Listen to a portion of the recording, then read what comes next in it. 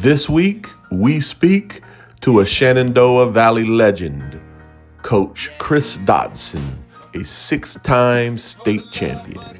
All to the hole, playing for the honor road, and we running suicides, no squad will see us fold.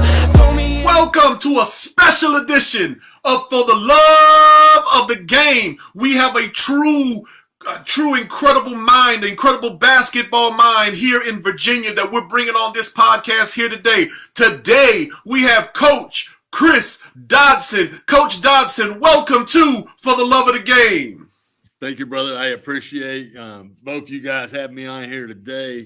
You guys do amazing things. You're just growing the game, and you can see everything happening around you guys, and it's amazing to see. Thank you guys for what you do. Oh, I appreciate you, Coach. I appreciate you. That's mostly Coach Fowler, but one day soon people will know me as well because of my kids. Amen. So there you go. You gotta wait around 10 years before they know me. All right. So get your foot in however you can, Tony. Yeah, there you go. But with that being said, Coach, we asked this of everybody. How and when did you fall in love with basketball? For me, it was really easy. My father was a basketball official back in the days here in the Valley. So it was him and the Comers, Buddy and Wayne, and Larry Dolphmeyer. They were like, everybody knew those guys. And when you're growing up and you're blessed, like a lot of you, to go to ball games with your father, and I'm watching Ralph Sampson play. I'm watching Dale Curry. I'm watching the Lambiots live. I'm getting to watch Jerry Walters. I'm up at Ari Lee watching, sitting there and listening to the conversations with Paul Hatcher involved. And so I was blessed to grow up in a time when Shenandoah Valley, the Valley District, was incredible. You talk about the players that were here just through Ari Lee basketball. Mm. And then you throw in Harrisonburg and you talk about Ralph and Pee Wee, Greg Estrada. You just keep rolling with names there. You can do the same at Ari Lee. But getting a chance to watch Ralph was probably the big time because Ralph was such a focal point when you come there as a young kid and you see every name in college basketball sitting courtside in some metal chairs. And, Lefty. I mean, anybody you can think of that was anybody at the time was there to watch Ralph play. Amen. And then you get a chance to follow him through the state tournament. And it was just, for me, it was what I wanted to do after seeing that happen. I just wanted to be a part of the game. Amen. Amen. I'm from all the way down in Fayetteville, North Carolina, and I was not in love with basketball when Ralph, it had not bit me yet. And I was just a casual observer. And Ralph Sampson, even down there in Fayetteville, we would hear about that. He was Wimby before there was Wimby, Yeah, boy. A lot of people talk about the comparisons, being able to handle, being able to shoot. And Ralph was he was Wimby before his time, Yes. In today's world, that's what Ralph would have been out in the three-point line, a little bit more mobile.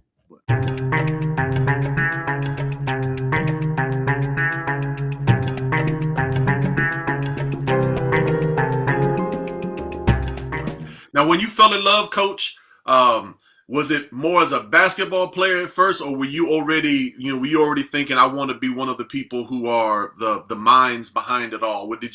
Or how was that transition when you went from basketball player to coach? How did that go? Well, one, I woke up quickly in college went from averaging about 22 points a game to about 2.2. I realized quickly I was, I think me and Bridgewater both ended up realizing that I was way better off on the football side. Okay. I ended up being All-American in football, and I could play that game.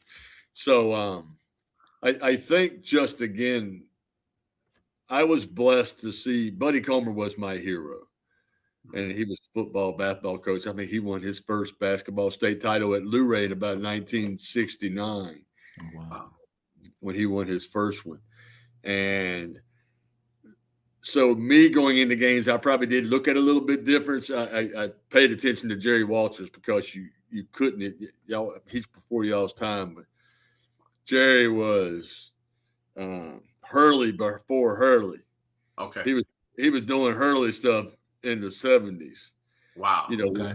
With officials and with players, he was a different thing. And so you wanted to do it, and eventually I knew that's what I wanted to follow in his footsteps, be a teacher and be a coach. And believe it or not, I was so blessed because he was the first athletic director at Spotswood High School. So I was here when they were building the gym. I used to come in with my hard helmet on, like Buddy and them. We had to have those on the walk. So I watched Spotswood High School be built. And so I've seen it from day one, and I just knew I wanted to play in that cathedral, Right. breakaway rims. I wanted to be at this school and involved here, and was blessed to end up being here. Wow. Now, with you being a multi-sport athlete, did you think about coaching on the football side rather than what made you choose coaching You on did. the basketball? Yeah. Oh, you coach both, huh, Coach? I did. At one point, I was the head varsity football coach, head girls varsity basketball coach, and coaching team takeover in the spring. Wow. So I went from bang to bang to bang. My night would be finishing the football practice at 6:30, and then going to the gym from 6:30 to 9, and then playoffs ending in football, and I'm right into basketball. So I did a little bit of everything. I've coached track, coached about anything you can think of except for tennis and dance. Nobody wants to see that.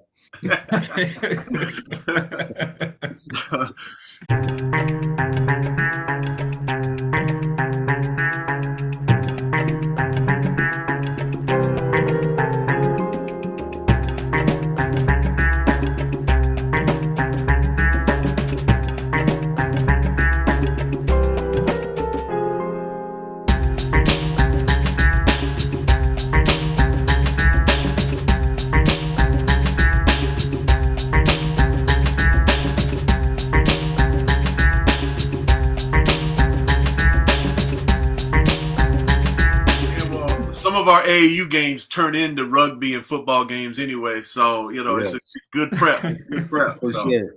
Yeah. For sure. Now, when did you finally make that decision where you're going to be coaching just basketball? Like, how did that happen? How did that transition occur? They fired me. Okay. Football, they were like, "You're good." They hired me in the beginning. It was like, "Y'all aren't going to be very good for a while." And the moment we got to be really good, they just let me go.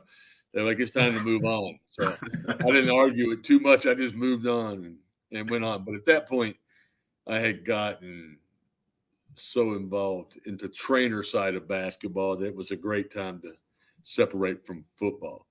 So right now, I'm just really considering whether I'm going to go back and help with football this year or not. But still on the table.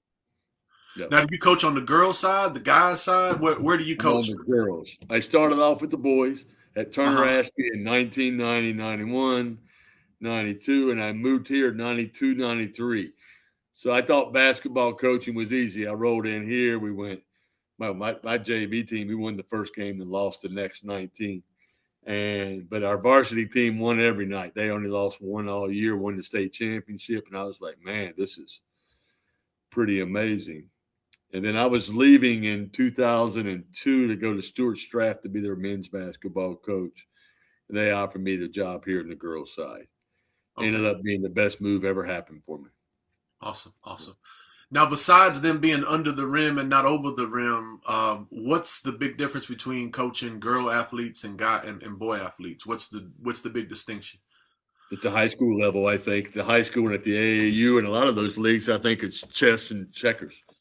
Okay. The athletes are so amazing on the boys' side that you rarely see them run a play all the way through. Now, again, at the college level, especially in the Final Fours, and you get to see the teams that really are able to run their stuff and play unselfish, and they're the ones that end up being. But you see the guys who are just getting to the rim. You can't do that against great teams.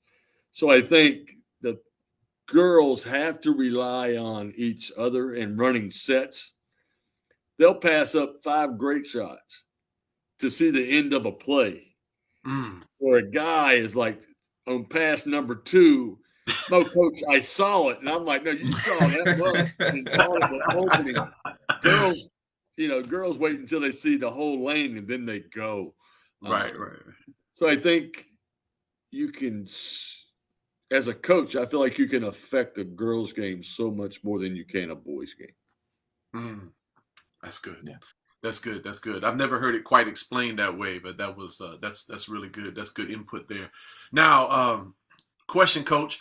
Which coach out there in history is the one that really, when you're coaching, you want to really model yourself after? Who's someone that you really admire and you look up to? And no judgment here, because Coach Fowler loves Bobby Knight. So, Right. He lets everybody know that too, Coach. I'm trying to get him. I'm a Baptist preacher. I'm trying to get him to repent, Coach. Repent. You might not like my next statement, but Krzyzewski and I have a lot of similarities in the fact that neither one of us can have a microphone anywhere near the sideline because our mouths are not the greatest. And so I'm not proud of that. I would like to have a better mouth, and I feel like I get better with that with age. Right. But around here, I would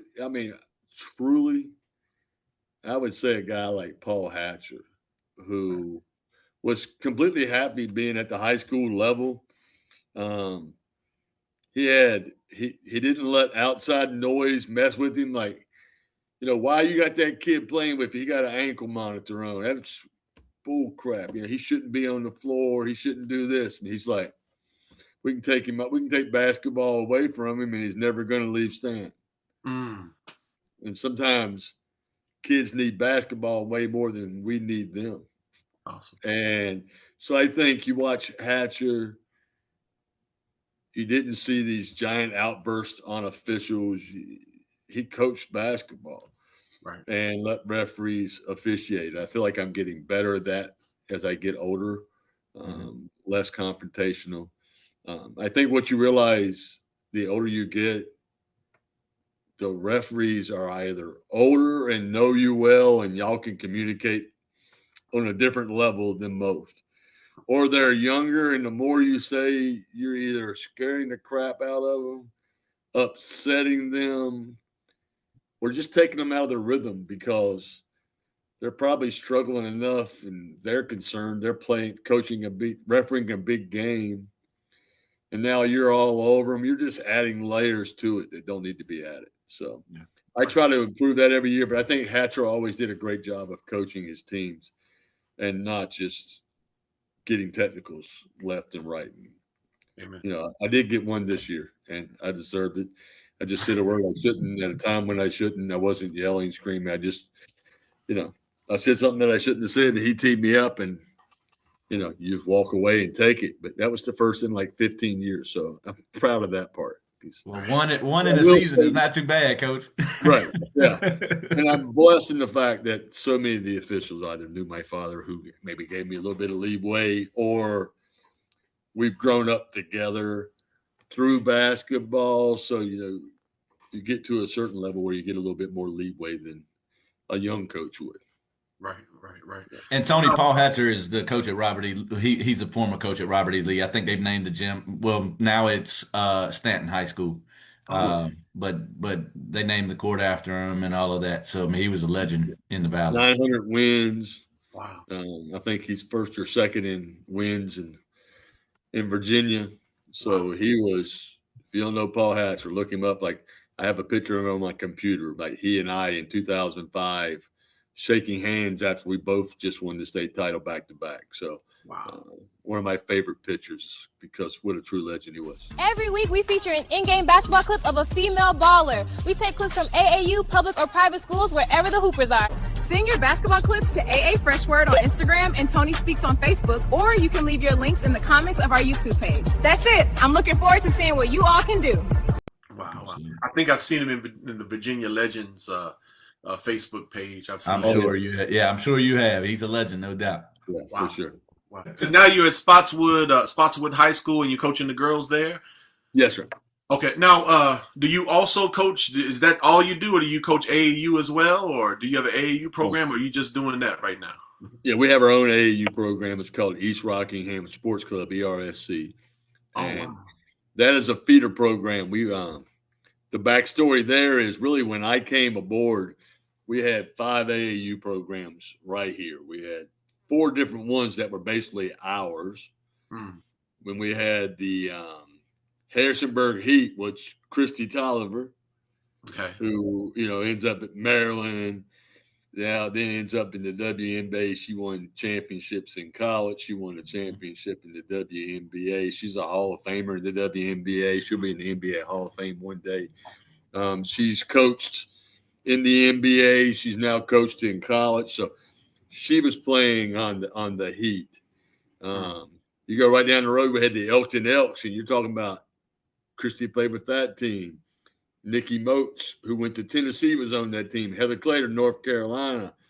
You just kept layering kids on like that. And that was before AAU got to the point that it is now. That's when AAU, at the end, you went to a state tournament, a regional level tournament, and then the national tournament. Mm-hmm. And did they win? I don't want to say Elkton won or at least played in the national championship with the Elkton Elks. Mike Jenkins was the coach there. And they were pretty incredible. But for us, seeing that, we knew, why are our kids playing against each other? It makes no sense. So we started ERSC, and it was to make sure we always have a feeder system in spot for our kids, for our program. We don't want kids to come to us not knowing how to dribble, not knowing how to pass, shoot a right-hand layup, left-hand layup, only be two, I can make a layup or I can shoot a three, nothing in the middle.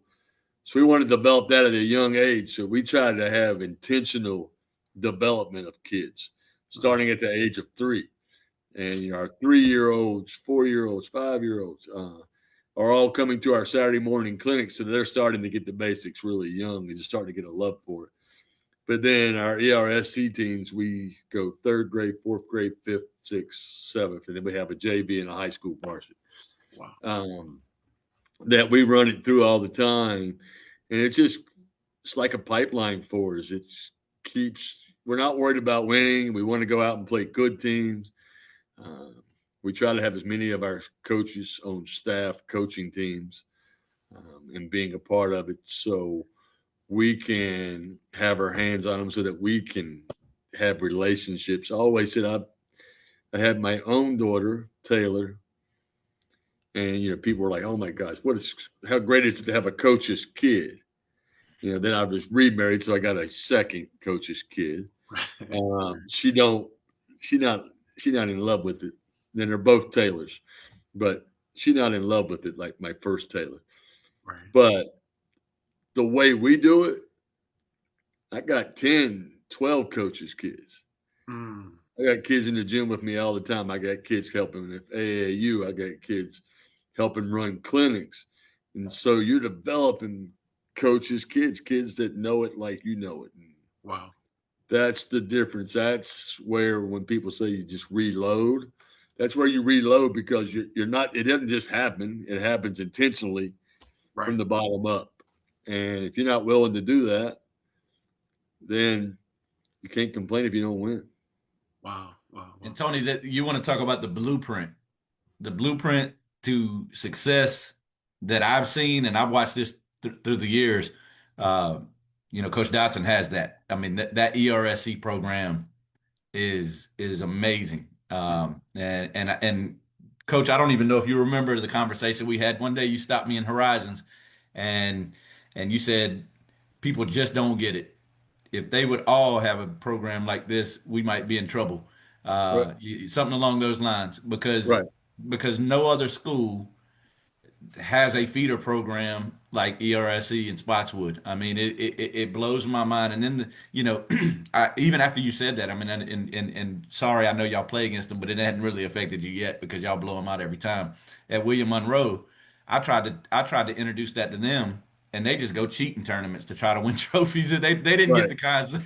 They didn't get the concept. But but Tony, in all reality, man, I mean, Spotswood is in the state tournament every year, and if they're not in the state tournament every year, they're right there, and they win the state championship. It seems like every couple of years, and it's because of what Coach Dodson has done with this ERSC program. It is phenomenal to watch these kids just develop through the years as early as 3 and 4 years old, and then because their teams come to our tournaments a lot as well, and so I'm able to watch as they grow through the years, and then you see them on their varsity program and they're winning state championships, and it's the blueprint, and you nailed it. I mean, if every school would understand that this is the way to do it, and the thing is some of your girls still play for Blaze, they still go play for other Right. programs, so they're still able to go play in some of these bigger tournaments, Run for Roses, things like that. But they still come home to ERSC and play together, which helps grow your high school Right. program. It's Yeah. phenomenal. It's phenomenal to watch, Tony. If you haven't seen anything like it, man, the blueprint is ERSC and Spotswood. How did you build that rapport with because what you're talking about, that system, you need at least, I would assume 7 to 10 great coaches to kind of all be working together and all be on one accord. How'd you develop that? Or were you just blessed with a really good pocket of people, or how long did it take you to develop all of that? When we started it off, we did it myself and Coach Everts. Coach Everts took over 2 years after he took over the boys side 2 years after I took over the girls. Right. And so what we did was we really went to these teams that were in place. And we just sat everybody down and got them into one situation. And we're like, look, we had the same goals to get your kids into college, to have success at the high school level. But Spotswood, nobody knew who Spotswood was. We were a third to fourth place team year in, year out. But it's because we were divided. Half of them didn't like each other because you're playing against each other all the time. You were getting to the point where my kid ain't a starter, so I'm going to have my team over here. Then I'm going to have my team over here. So it was time to get rid of that. And so it was amazing how easy it was once we got everybody into a room, because a lot of people don't want to work. And you're saying, we're going to do it for you. Mm-hmm. And we actually had Randy Franklin, Mike Jenkins, Bill Stein, Tolliver, that ended up taking the money that they had in their programs, and that's the money that started ERSC. Wow. And at the times, we had a lot of people involved in the program that had kids coming through the program. So it started out with all high school coaches running the little kids also. Oh, wow. And that's how it started. And then it's just continuing. Like David said, we understand, like, we've been blessed. I think we've put 54 kids into college right now, and with several D1 kids. We still have Zoe Khalil playing right now at the D1 level. So we put quite a few out there. And those kids are going to play on other teams. They don't need to be with us. If you're the best player in your gym, you need another gym. Right. Feel free. I don't need to see you. If you're the best player, go down. Stephanie Alderkirk was incredible here, but she was playing with Angel Reese and Maddie McDaniel and all these kids that people are watching on TV, watching the NBA, and that's who they're playing with week in, week out. That's what she needs. But and she ain't paying for that. And I wish it could make parents we need to do a whole podcast on, I'm on Team Takeover and I'm paying $1,500 to play. And you own Team Takeover C. Yeah. And you help him pay for the Ace hotels and everything else. You ain't really on Team Takeover. That team's getting whipped somewhere. And it might not be Takeover, but it might be somebody else. ERSC's it's the highest fee we've had this year. And it's $100 a player. And that gets you a uniform and 8 to 10 tournaments and practice twice a week. And our rule is and will continue to be, if you're playing on Saturday, you better figure out how to get 3 practices in before you play next Saturday. Because if you don't, you ain't playing. That's good. We're going to play Saturday. I'll see you next Saturday. We're going to do it again. No, you got to put your work in to earn that tournament. That's good. And that's a firm rule here that You've got to practice more than you play. Mm. And I think that's huge. And we have giant times. Rockingham County Spotswood High School has been great to us. We have the gym from 12 to 9 o'clock at night every Sunday. So if you're playing a tournament, you don't get Sunday off. That's fix it day. That's right. You don't have to go hard, but get in there and fix what you need to. You just saw yourself exposed. Now go back and fix that. Yeah. And teach them. We try to do film throughout and everything else with the young ones so they start to learn. And again, I think when it's just getting that coordination with each other is huge. But I think parents need to hear, why are you paying $1,000? Man, like, you're paying a college education for your daughter to go play D3. I mean, for a lot of them, and we're very honest with them. We can get you to a lot of Division II schools, but a lot of the times they're not going to be in the middle of nowhere, or they're not going to have your major. You're going to have to give up something for what? To have a little bit of scholarship, where a lot of our kids are going to end up, if they want to play ball, especially in the new system, at the D3 level. And the ones who aren't, like you said, they're going to end up on Takeover. They're going to end up on Elevate Elite. They're going to be on the Blaze. And Chad Seibert does a phenomenal job with the Blaze and getting them out. Still a local feel, but it's not hammering them with cost. But I think just people understanding. Don't throw all your money at things you don't have to. Yeah, that's good. Make sure y'all like and subscribe for the love of the game with Tony and Davis. That was good. That is really good stuff right there. Yeah, there's a lot of vultures in basketball. I'm very blessed. I ran into a good trainer right off the bat who charged me an honest amount, because years later I ran into a guy who tried to charge, he said, yeah, I'll train your daughters for $3,000 a month, so and the mortgage. I can get you Gannon Baker for that. So, now one last question before we go to the combine, Coach, because we want to definitely promote this combine that y'all are doing. But before we do, I'll be honest with you, you're one of my most intimidating guests because you just ooze basketball history and knowledge. You know what I'm saying? And I'm not one of those people who gas people up, because if it ain't true, I just be like, Right. But I really mean it. My question is, do you get a lot of temptation to go out there and go coach for some big program and leave Little Spotswood? That's got to happen, because people got to want that knowledge and want to steal that knowledge and have it, as an assistant somewhere, or even a head coach somewhere. How often do you have that temptation knocking at your door?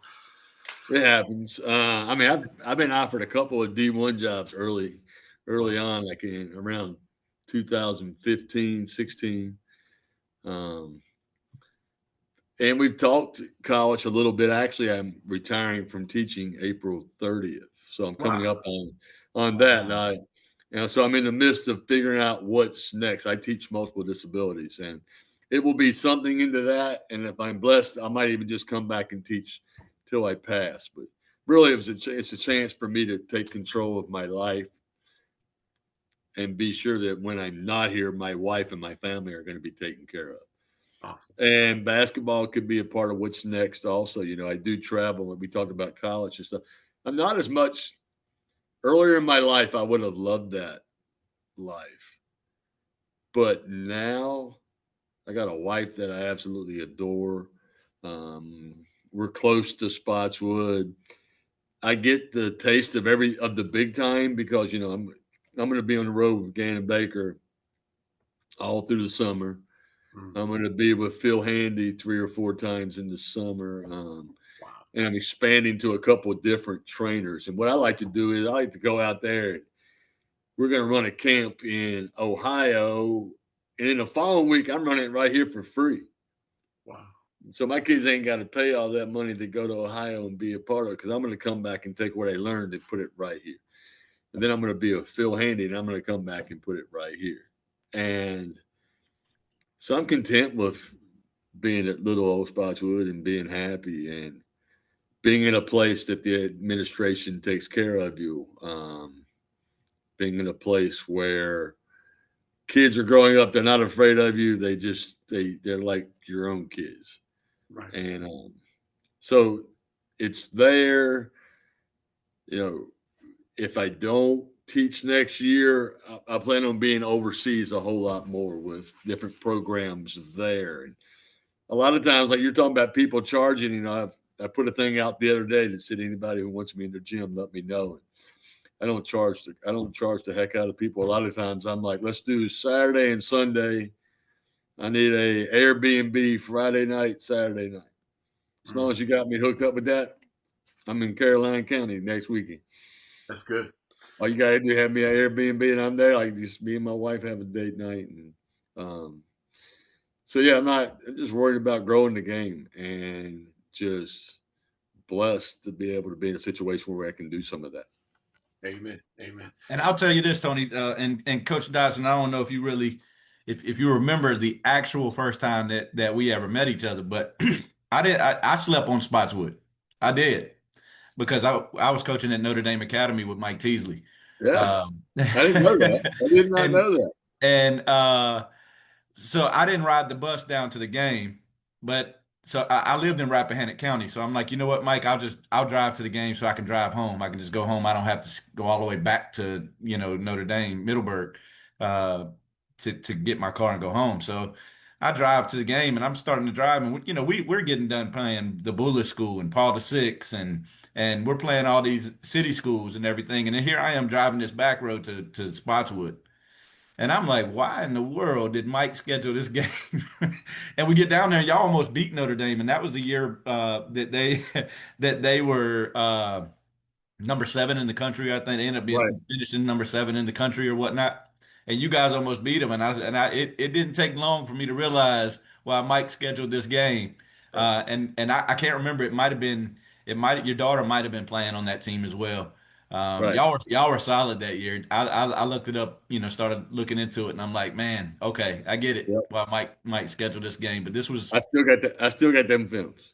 yeah, I got got the you. Notre Dame films. Well, they were great. I never when I looked at it on the schedule, I'm thinking, why in the world are we driving all the way down here in this country? Because I was new to Virginia around that time as well. I wasn't Right. very familiar with Penn Laird and all of Right. that, but yeah. So you learned quick that he was in a good spot, and he turned this program into something special, man. So to be able to compete with that Notre Dame team with basically 8 Division I players, Right. ranked nationally in the top 10, and then the next year they were number 1 in the country. So so yeah, that was the story. That's where that night was the first night I ever met you.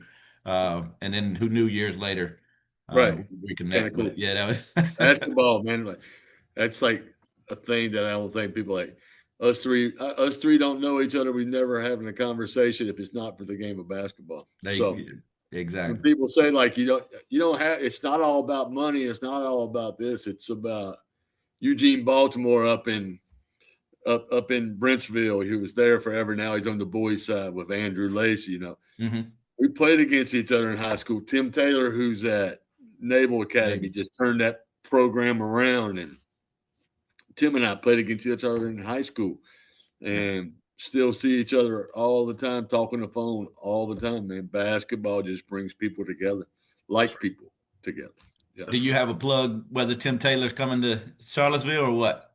Man, the only thing I would say is they had I don't know how many years ago Debbie Ryan left, but let's just say it was Been a while. 25. Yeah. Then the moment they left, the biggest mistake they didn't do is not putting him in that spot then. Gotcha. And I go, like, a lot of programs are really big on, they want a female on the female side. And I get that, and I respect that completely. I think it takes a whole lot of things away from maybe being an issue in the future. But if you're going to hire any male assistants or anything else, then you might as well have a male head coach. But Tim's incredible. Tim's a people person. Before he's a coach, he's a better person than he is that. And at UVA, he was absolutely loved. They are known as one of the best recruiters in the nation. Yeah. And you saw what he took at the Naval Academy, in a spot where a lot of people aren't even sure they want to be at, but they can go there for 2 years and get a scholarship. Now you got to get them to stay, but Yeah. he hasn't been there very long, and just won that conference this year. They have been, yeah, they were successful this year, no doubt. Very successful. So we'll see what happens, man. phenomenal. I've heard Dawn Staley's name, but I don't know if she's leaving South Carolina. But I've also heard Tim Taylor's name, so Yes, we'll see. I heard Kenny Brooks. Oh, Kenny Brooks would be a good. Wow, I didn't even think about that. But Kenny Brooks, I love him to death, man. That's a good dude.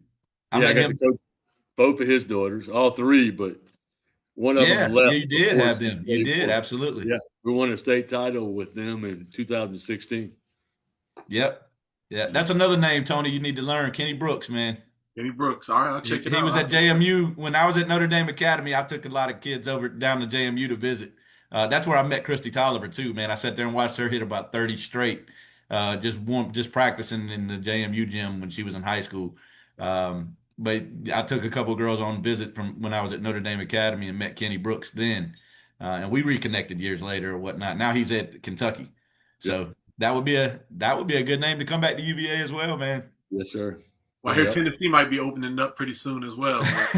Well, Tennessee, they need some players. They might need a coach to get them some players. That's for sure. Yeah. I just heard down to zero. The one girl, the girl who played at LCA last year and played for Liberty this year, Avery. What's her last name? Avery Mills. Had a good year at Liberty.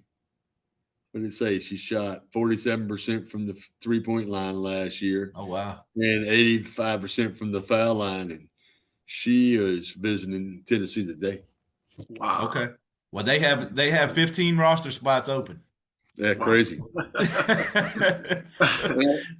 That shows you a whole lot about the world right now. The scariest part to me about the world of AAU is, to me, that's kind of where the portal started. Like, we started letting people get soft when we started letting the kids run everything. Yeah. And everybody, all of a sudden, man, you're great.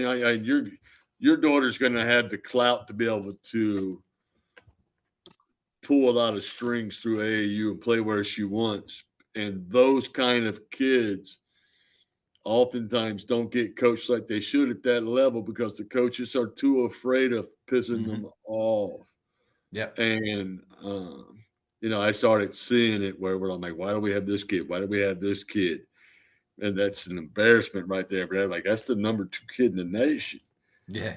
And so I feel like we're giving them so much that now when they get to college, shoot, somebody's saying, look at here, you get these 8 pair of shoes. They're like, we get a new pair of shoes in every tournament. Right. I just signed a deal with Nike. You want 10 more pair? We'll hook you up, and they're getting paid more than coaches sometime, which is kind of crazy. But wow, I think we got to at some point regain some of that back. At the AAU level, I think we need to take it upon ourselves to be like, we're going to treat them like high school teams. We're going to push them to be better. We're going to push them to win. We want to play I think it's great when you can play in the shoe leagues, and because you're actually playing for big tournaments, you're actually playing for titles at the end, the national titles. And it means more than just going out and playing every weekend. And it don't matter if I lose, I'm still going to go to Outback afterwards, and get what I want there. And I'm just going to, if I get hurt, I'm going to eat a cone of ice cream and I'll be okay. But you get into high school, you can't do that because now you're out for 10 days. Now you're wondering why you're not playing because you ain't dependable. Yeah.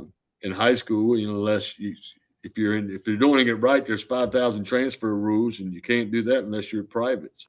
So teaching kids to handle hard better and just understand that I'm going to wherever it is. Let's say I'm going to LSU. Well, I'm going from being never not starting my life to having 8 All-Americans in front of me. Exactly. And you have to understand that sometimes you got to wait a year or so. You got to take your time. Work your way up. And that's just given. UCLA. I respect the heck out of that. They took Sienna Betts, was what, the number two kid in the nation last year in the final rankings, and redshirted her. She didn't play a game until the tournament. Yeah. And when she was actually eligible to play then. So, but what great sense. I mean, her sister's graduating as a senior. She ain't leaving the court. Nope. She graduates. We put the next bets right in. Now she's got 4 Plug years. them right in. Exactly. And they'll and again, that's going to lead to success.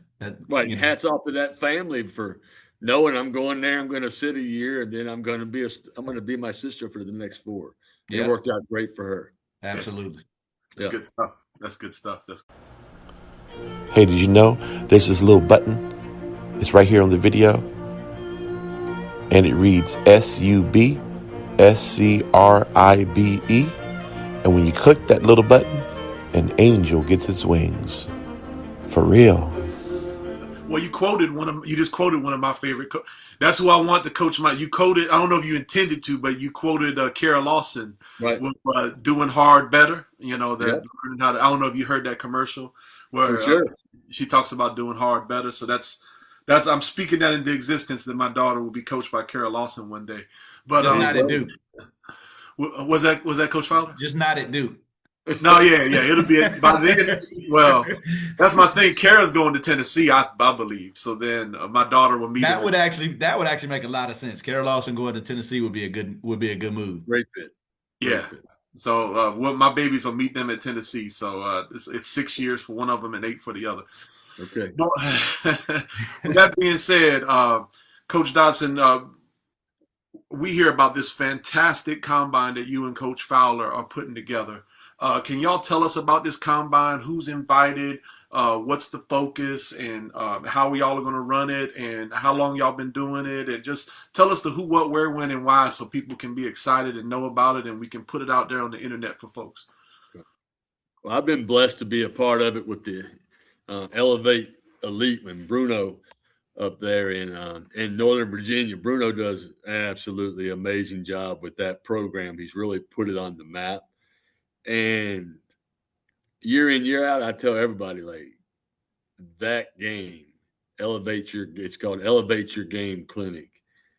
And that's really where David was there last year and got a chance to see it. I've been coming for the last 3 or 4 that he's been doing it. But you take a pile of really good coaches, really good trainers, and you get in the gym, and it is basketball for 5 hours straight.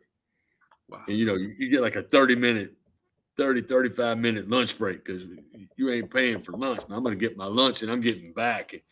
And you see, like, you do something that much, you see it all. You see how they warm up, and the warm-up's hard. You see how they interact with, in our case, 8 different coaches going through. You see how they're interacting with their parents. You see how they do being thrown into a gym with a pile of kids they don't know. There's so much to be taken away on levels that these kids and these parents haven't thought of. We're at an event, and we're out here doing a drill, and I'm getting paid to be here, and I'm looking over, and this parent is paying all this money, and they coaching them up the whole time. I'll take a kid over and say, man, you might as well just take your money and go home, because they can't pay attention to what's happening because you're coaching them up. You paid, let them be here. And you stop looking in the crowd because 10 coaches didn't scratch you off the list. Like, there's so much to be seen in an event like that. And the biggest thing, I think, understanding, like I told our kids, like, work right now, because so many people finish high school basketball season and they just go into chill mode and they're not working. And then all of a sudden it's time for an exposure event. And so many of them get exposed instead of exposure. Wow. Because either they're physically not ready. Wow. They're going over their head. Being able to find something. My daughter was a chameleon. My daughter could be the best player in our gym and average 25 points a game. She could go to team takeover and become Dennis Rodman. and rebound, assist, and understand the egos on the team and who we're going to get the ball to. You know, she almost never left the floor for the number one AAU team in the nation. Wow. And that was from day one because she was able to do the little things. Right. So I think that's what this is about. One, it's David's vision to say, this is amazing. Now we have to do it in the Shenandoah Valley and give them an opportunity. That's like, for anybody who doesn't understand, this isn't for us. We can do this anywhere, anytime. David can run a great AAU tournament and make a pile of money any weekend. This is a whole different thing. This is giving back. This is giving people an opportunity to work with different coaches, to show you different things, to find out what you're bad at. You know, find out what you're great at. Hear people talk. Understand the game more. To hear people say, this is how many people, high school seniors we have that won a D1 spot. Oh, yeah. Here's the 900 kids that are in the portal that already got a D1 spot. That's right. Yep. And if we're sitting in Tennessee with 15 spots, then we're looking for every top tier person we can and trying to find somebody to pay them. Right. Because we're saving our jobs. Right. And so what happens is if you're not a top 150, then you're taking half the college already out. Right. And you're being recruited by the bottom half. And I think having events like this allows us to teach kids. You need a brand, David. That's why I love that you're doing, Coach, with your daughter. Like, she's already becoming a brand. Yeah. Right. And that's so much of it. Like Mia and Maya Polito, I respect what her father did with them. And if both of you guys have kids, and if y'all haven't connected yet, let me know and I'll get y'all connected, because he was at the national tournament. Well, Emily loves them. That's where she gets a lot of her stuff from, is those two girls. Yeah. Every time. I've never had a bad day in the gym with either one of them. They make gyms better when they arrive. Wow. Okay. They make a gym better, for sure. But that's the kind of stuff that we're talking about when we start having events, is education for the kids, education for the parents. Right. And trying to make – I'm blessed. I went through it with a bunch of kids. Right. You know, when my first year with Takeover, when we started Team Takeover, a game ends and every college coach in the nation is waiting. So, you know, if you got LaSalle coming to you and the next in line is Gino, you're like, nobody wants to come to LaSalle, sorry. You give them a smack on the back, or you want to talk to Gino and have that moment. But being able to be around people who have been there, done that, seen it, and seeing it right now happen allows us to educate others. Right. And again, the coolest thing is we're educating kids that aren't going to play for me. I'm not here recruiting. We're educating kids to game, give back to what gave it us. Right. And we're all here because basketball. David, you talk now because this is your deal and you saw it in person.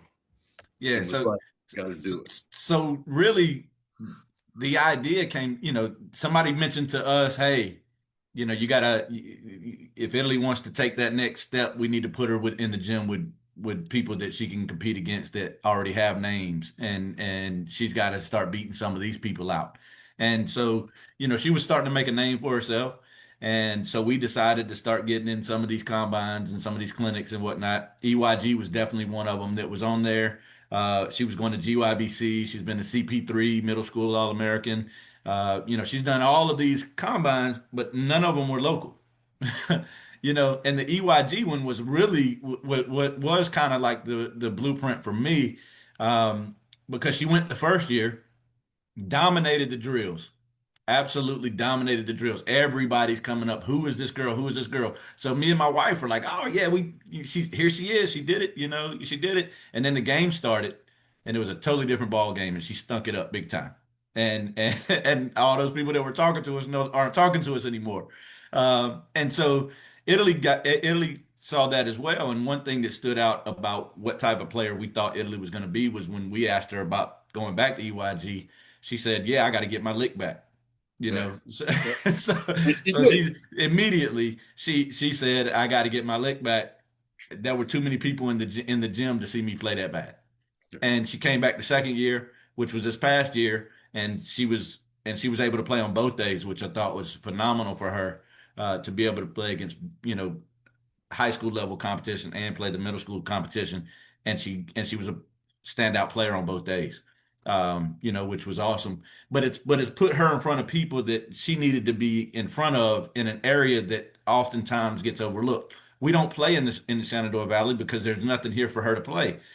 So I mean, so we go to Richmond. Now we're in Hampton, because there's really, Charlottesville doesn't have a whole lot. Harrisonburg doesn't have what we're looking for. So it's kind of like we have to do something. Why do we not have anything? So it just was like, hey, there's too much talent here in the Shenandoah Valley. There's too much talent over here for them to have to drive. I noticed the girls from Skyline were at the EYG clinic, and it was like, why do they got to go all the way to DC pretty much Right. to be seen, when we have the platform here to do it. And you're absolutely right. I will make 10 times more running a tournament than I will running this clinic. You know what I'm saying? So if I ran a tournament that weekend, I would, if it was about money, I'd rather run the tournament. But my daughter was blessed to get involved in some of these things where she's been able to be in front of people. Um, I can't remember if KP, that's where she initially met KP or not, but meeting KP at EYG, has opened up, a door for her, for the future. I mean, she looks at it. I mean, her goal is to impress KP and be a McDonald's All-American. I mean, that is a goal of hers that she really wants, is to really, impress him. And that's her in right there. She knows him. So, and of And course I've been able to build a, it's so many people that don't understand that fact. yeah.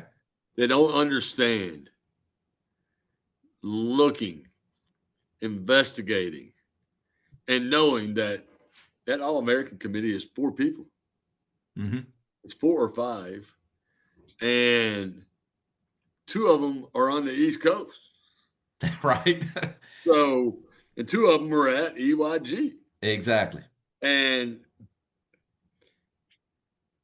they're just like the kids. They love that the kids love them, that the kids are giving them attention. And so being in a gym with them and building a relationship with them is kind of the start of what's happening when I have to do that with a college coach, because I might not, I might think I'm busy. A dance is coming up, whatever. So I don't message back right away. You might get a message just saying, "Hey, understand I am KP and I messaged you." This is a college coach. They might be telling you they have your offers up for another 3 days. Yeah. But you didn't answer, so you might not. They might just assume you're not thinking they're that important. And he's going to give you lessons like that. He's going to hit you in a weird time just to see how quick you respond. But the most important thing about knowing a guy like KP, like I had a guy, I left the event I was working with, Gannon and Phil, and all of a sudden the guy's like, "Hey, I got this thing in Texas. Like, what do you know? Can you find out something?" And I called KP and he said, "Well, the first thing I can tell you is I ain't heard of it and I'm not there, but it's a big picture of me on the front of it that says I am." So I was able to call somebody and say something. He was also able to say, "Get my name off of there. I don't know who you are and I'm not coming." But he called people out there to say, "Tell me about the event." Then they're like, "No, check that one off, man. Don't do that. Yeah. Waste money if you go." And so, like, if a person in a situation that you're in, to have a relationship with that person who can be your MapQuest, who can be your Google Map to make sure you are navigating it the way you should, because you're going to make some wrong turns because you're going to think this event's good and the guy's going to talk it right, and then you're going to find yourself at a dead end. Yeah. You got to get turned around and find out where to go to make it right. And having access to those people helps you make it right. Yeah. Well, that's exactly why I reached out, Chris. That's why I reached out to you and immediately, wanted to get KP on board, Rasheen Johnson with Prep Girl Hoops, because I haven't navigated this before, but I want it to be the right event for the Valley. Why can us over here in the Valley not have something, and so that you nailed it there as well, man. And KP is you would think somebody would, with his background and him being the guy for McDonald's and USA Basketball and all of that, he would carry himself a little bit differently, man, but he's so down to earth. I think about it sometimes, and I watch how he interacts with people, at the Winter Series. I was actually watching him, and I don't think he's used to people watching him. But I actually was watching him to see how he carried himself, and man, the people that he just daps up and the people that he speaks to, he makes himself visible, but he also isn't arrogant. He stops and talks to people, and out of my peripheral, I'll see somebody walking up on me, and I'll turn, and their KP is coming up to dap me up, and I think that for somebody that carries, the position that he carries, I think that speaks volumes as well. I agree 100%. Hey, is Aggie still on that committee, coach? On that from Fairfax Stars? Aggie McCormick. She used to be. I don't know if she still is. Okay. I was just curious. Well, she's not one that travels, I don't believe. Okay. I was just curious. I didn't mean to cut you off. Go ahead, coach. No, you're good. Now you got me interested. I'm going to have to figure that out. Coach, I don't do this podcast for clicks or views. I do it for little information like that. That's why I do this podcast. That's why I edit this That's why I edit this podcast for 5 hours every week. And it ain't for clicks and views. To be honest with you, yeah, I like clicks and views, but I'm really here to get information for my daughters. You know, and I love hearing that, because I was same thing. Now you got me up here looking up Abby McCormick. Aggie, there we go. Fairfax Stars. I had to look. Third woman in history. I'm pulling it up. I'm going to figure it out before. Well, 18 months ago she told me she was, but I didn't know. Okay. I didn't know if that was still current. And knowing who's on that committee is important for me, because I want my babies eventually. A year after Italy hits it, I'm hoping my babies can hit it. So. Yeah, for sure. And it's huge. I'm gonna be honest. I went to. I don't want to get off topic, but my daughter coached in the Jordan Classic last year, and my gosh, I felt like at some point, still such a difference between the men's game and the women's game. Mm-hmm. The fans were attacking the boozers, of course. Now they're the boozers, but they're attacking the boozers and Kyron Anthony and all those guys. And I'm like, hold on, you do understand that is so-and-so right there. That, we got WNBA champions. We got UConn stars that are standing here. Like, people aren't noticing them. I'm like, how do we not know that is her? How do we not know that that's her? We got Kevin Durant's mama sitting right here. The whole girls team, are all sitting in the crowd right beside us, and nobody's over there getting. We got Jazzy Davidson, we got Chavez, all of them are right there for you, and people aren't even paying attention. And I'm like, I just can't get it. The girls' game is incredible, and it needs to be watched more. But back to the clinic. The frustrating thing for me, I know it's got to be frustrating, David, is this opportunity is right here for the Valley. And what I'm seeing is Winchester area is like, bam, we want to get kids there. I'm in Richmond last weekend talking to Manchester High School, and Rashid Wright, who's pro skills up there. And he's amazing in what he does. And they're like, we want to get kids there. And so in our valley is like more interested in playing AAU tournaments and That being just involved. blows. I'm like, every other week we got one of them. Right. Yep. And it's God, not every other week we don't have some of the people that we have coming to watch you. And they're not coming anywhere else. They're coming right here to be a part of this. And that tells you how special this has a chance to be. Mm-hmm. And Absolutely. we're going to work our butt off here in the next few weeks to make sure we fill the gym, because we're going to put people in there that are going to pour into you like you're not used to being poured into.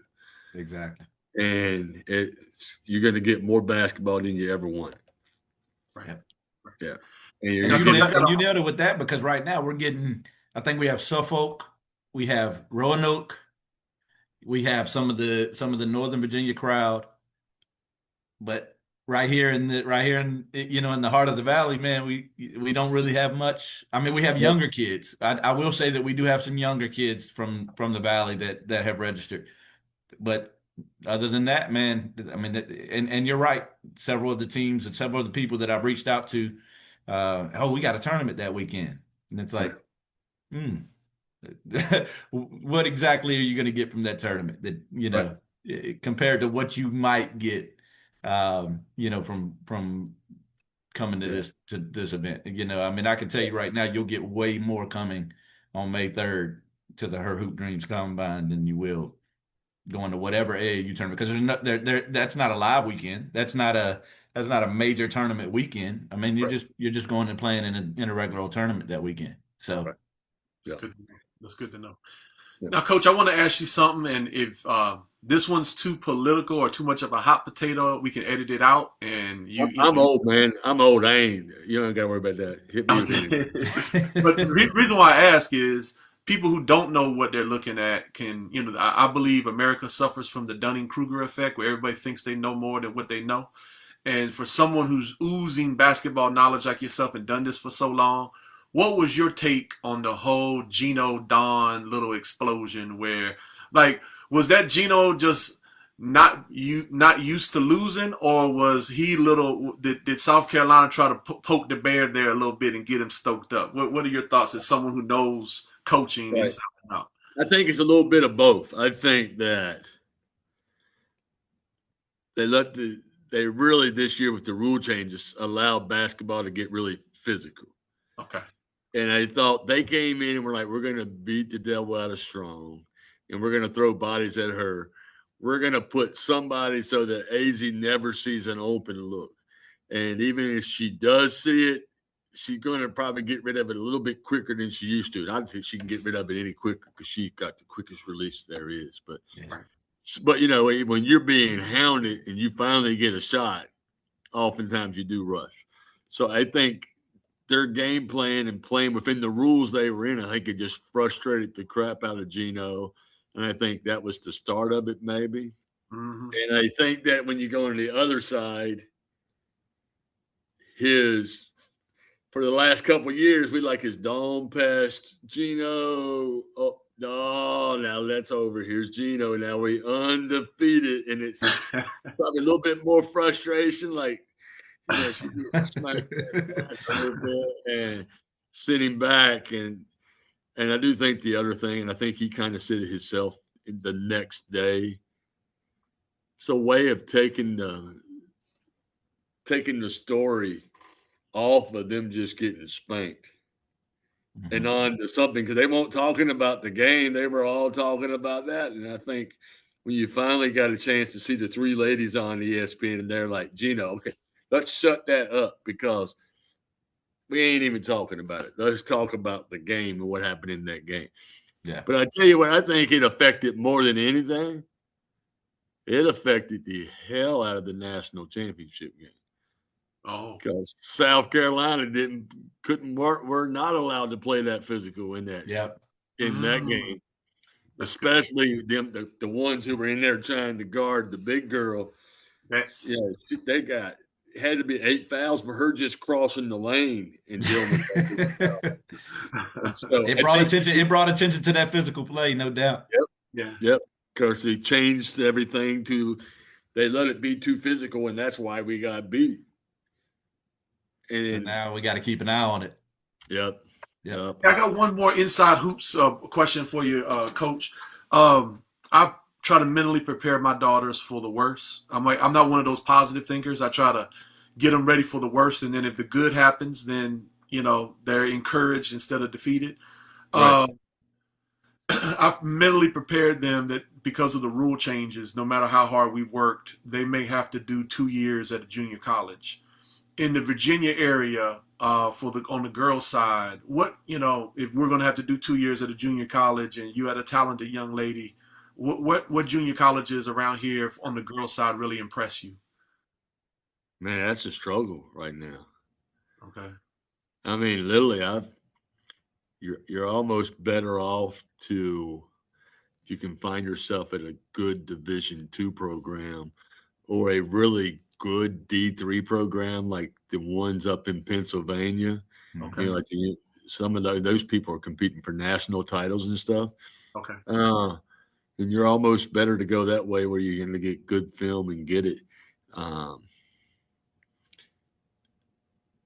When I was at Patrick Henry, we had a really good we had a Yeah. real good women's team when I was at Patrick Henry, but they haven't been successful since then. Made it to No, the championship game and lost to the national championship game when I was at Patrick Henry. So yeah, well, they had. Is that when they had? Kitty Cat.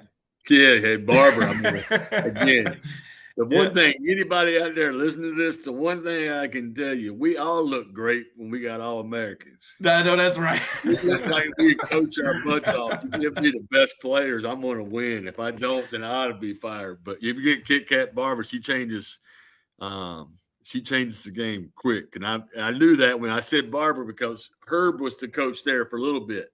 Herb was after us. I was with Tony Jones Okay. and Kenny Wade. Yeah, and then Herb Yeah. came in for a little bit, and I used to go up there and do clinics for him all the time. I used to go run camp days for him with his team, and then that's when I knew it's just they're just tough, coach. Like a lot of the up there, you're like living in a house with a group of kids, and you got to. It's a tough situation. It's hard to build there. Yeah, it is. You got to be tough. You got to be strong. You got to get through it. I do think there's more like community colleges are trying to crack into it.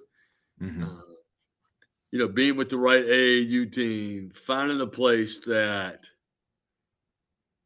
your kid can play and be a part of, or there's no shame in.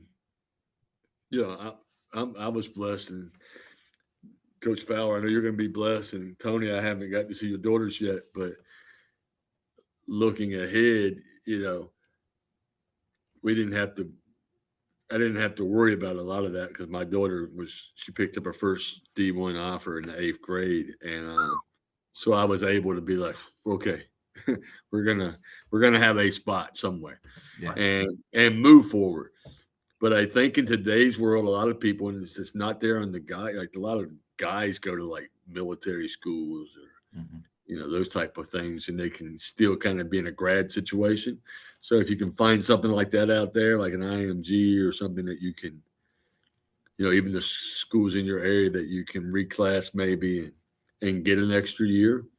But then just being honest and being with the right people. So you truly do know what level your kids are and what you're looking for, because I feel like sometimes, especially on the girls' side, unless they're headed to the WNBA and stuff, I think their bodies, by the time they're 23, 24, and they've played it their whole life, a lot of them, we want to make sure they end on a positive experience, that the game continues to resonate like it does for us, that they're going to want to get back, maybe involved in coaching or AAU or whatever, however they can get back and give back to.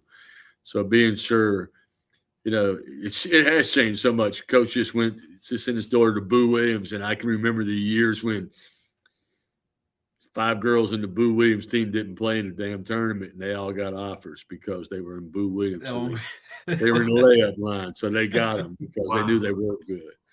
So it is a different world, and it is kind of crazy. And it has changed. And by the time your kid's there, it's going to be amazing how much of this the landscape keeps changing, because I don't think it can continue the way it is. I think that what you're going to end up looking at is a college looking like high school, where it's going to be the top tier, a middle tier, and a smaller tier. Yeah. You know, and this top tier is going to be getting the EYBL with kids, and this one's going to be, and then it's going to trickle down, and maybe that lower tier will end up being where we're going to be at, where a lot of our kids maybe should be. Yeah. Yeah. That's good stuff. That's good stuff. It's good hearing things from a different perspective, because when I hear guys like Saban attack player movement, that kind of ticks me off, because coaches, you're moving for millions of dollars, Right. But when I hear someone like you, who you want to have that continuity because you love the kids and you want to develop the kids, it just it helps me.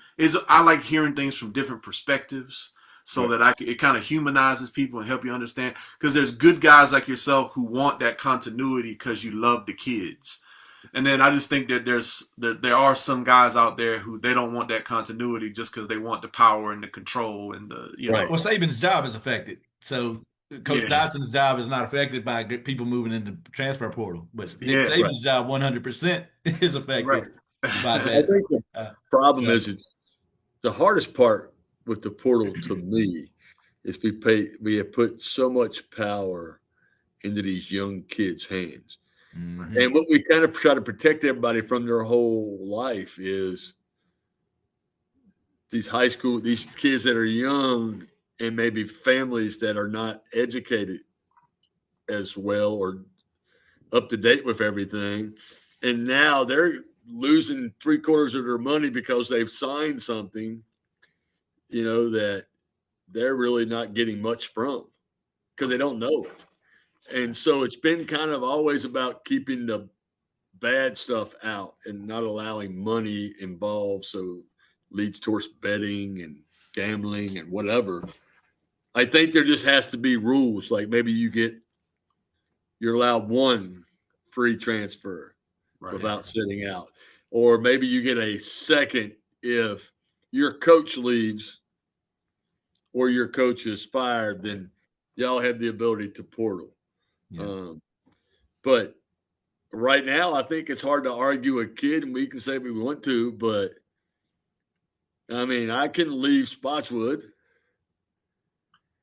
and say, I want to coach again somewhere, please, anybody, and wait for the highest bid. And if Spotswood wants to pay me more, I come right back. Like, that's the crazy part of it now. How many people are hitting the portal and then taking a visit to the school they just left?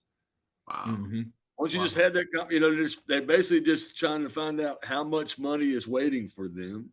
Mm-hmm. And so I'm going to be honest, if I'm a kid and you're telling me that this percentage goes to college, and I'm one of those people, the percentage is less with who goes to the NBA. Yeah. But the way that's happening right now, the money being thrown at these kids, especially in giant, I mean, we hear the stories, but you think about the programs that you don't even think about. Like the one kid at Kentucky got paid $2 million this year. Yep. To transfer in and scored 20 points and barely played. He made $100,000 a point this year. Yeah. But because somebody's willing to pay that, then they're willing to jump. I mean, who's going to blame him? Because if he scored 20 points this year at Kentucky, is he going to the league? No. But hopefully somebody took that $2 million he got and put it away, because otherwise it's going to be the 20 points. He's going to have $20 left. And nobody's going to give him another $2 million because he only scored 20 points. Right. Yeah. So hopefully these young kids have people in their corner that are taking care of them. And that's the scariest part to me about the portal. The game is scary because we almost have 2 pro leagues right now. Yeah. Yeah. 100%. Yeah. I can do this. I can do this all day, man. We can talk as long as y'all want. No, it's good stuff. It's good stuff. Yeah. So, Coach Fowler, one more time, let's hammer it home. What date is it? May 3rd. May 3rd. And when's the cutoff for admissions? We'd like to say a week before. But we're I like to speak it into existence. Hopefully we sell out before then. Yeah. So I would say get in now. Get it in while the getting's good, Yeah. So I think that we're tapping into a lot of areas. I feel like once the valley, like the center of the valley where we're at, gets on board, this thing's going to fill up pretty quickly. So that's just the biggest thing is people realizing how special of an event this is, how this is not there's no money grab to it. Right. I'll be as transparent as possible. This money's going to putting people in hotels, like Coach Dodson says. I'll do this if you put me in listen. The people that we're bringing in from out of state and people we're bringing in from out of town, we're putting them up.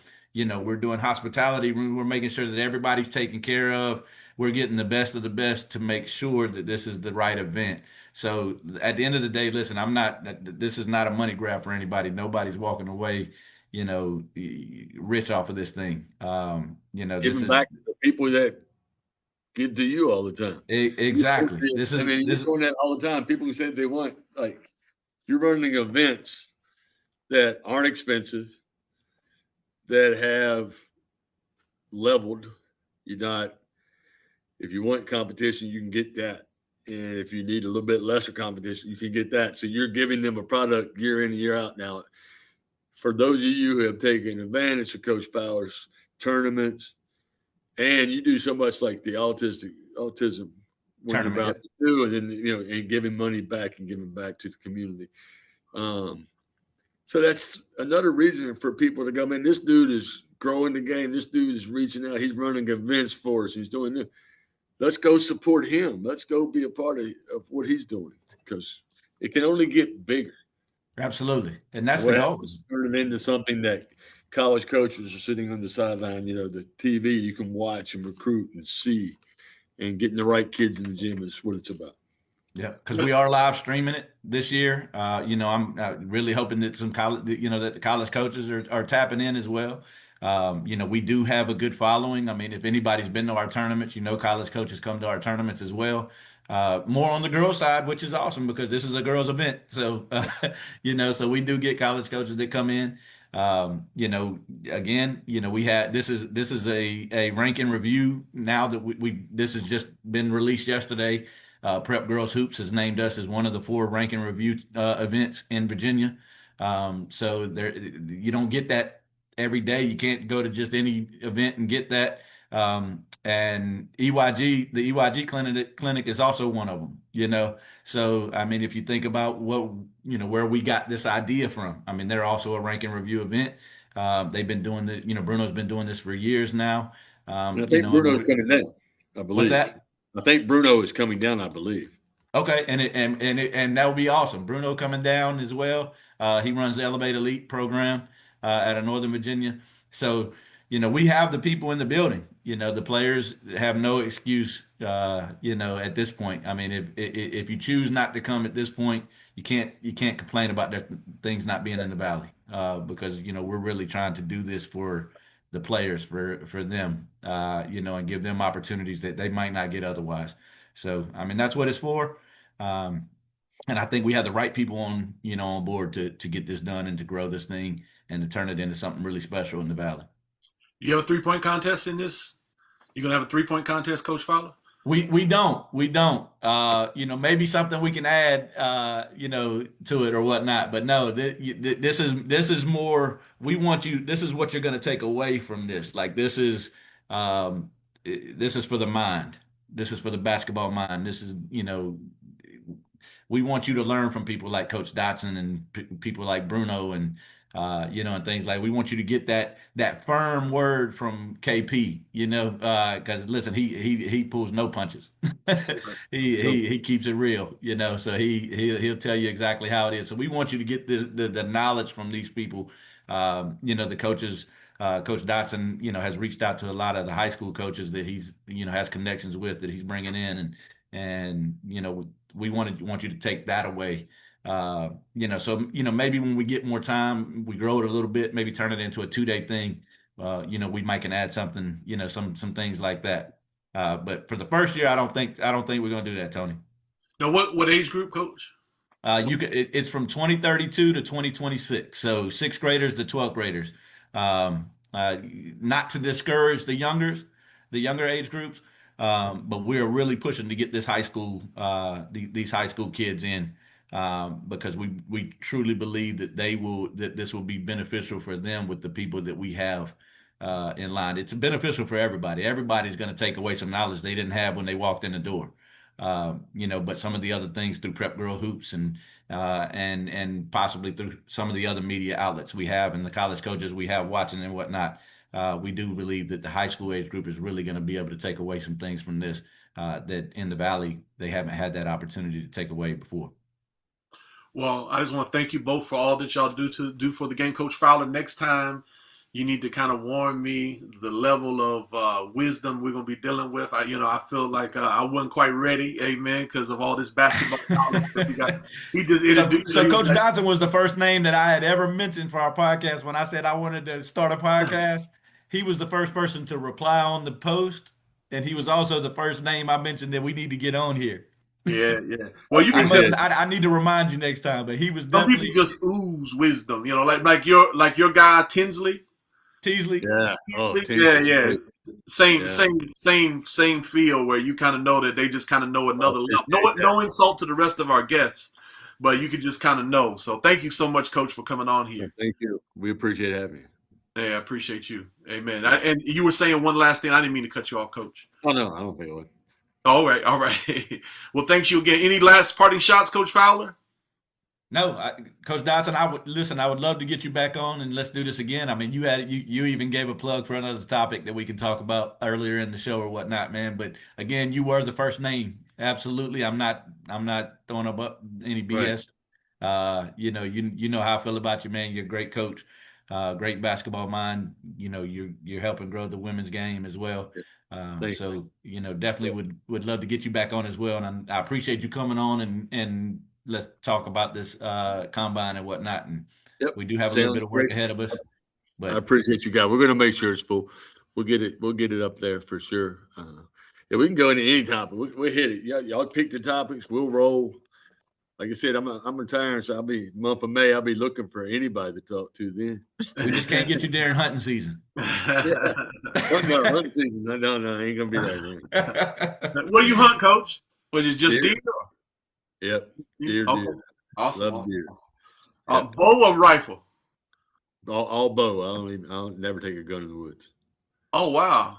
Wow. Yeah. That's awesome. That's awesome. That's a next level skill right there. That's another sharpshooter, amen. So the first time I asked him was opening weekend of bow season, and he was like, "Yeah, I don't know, Coach Fowler."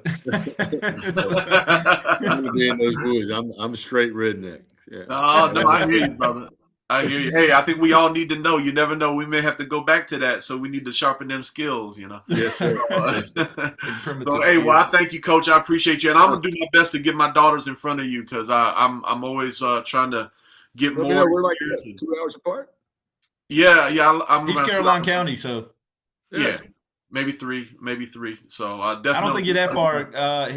He's right on the other side of me, man. So I don't think he's that far away. He's on your way to pass. Actually, Tony, if you come the back way, if you don't go the highway, if you go the back way to Harrisonburg to the Harrisonburg tournaments, you pass his school. It's right there on 33. Yep. Okay. That's nothing. Well, I want to get my babies in front of you. I want to get them in front of you. I appreciate. I can tell you May 3rd. I know exactly where he'll be May 3rd if you want to get him in front of him. Well, I tell you what I'm gonna do, y'all. Here's the thing: I'm a man of my word, so I already told. I don't know what I've promised these two different AAU coaches. So if I promise them something, I always like to keep my word. But guess what I'm doing? As soon as I get off this podcast, I'm checking May 3rd, what I can do because I want to get my baby out there. So I appreciate y'all. Thank you so much. Thank you for all you do. Hey, if not, get us a gym. You get Amen. A gym, 3 hours on a Saturday morning, I come for free. Let me go. Bang, I'm there. I appreciate you, Coach. We're going to do that. We're going to do that for real. God bless you now. Yes, sir. All right. All right, Coach.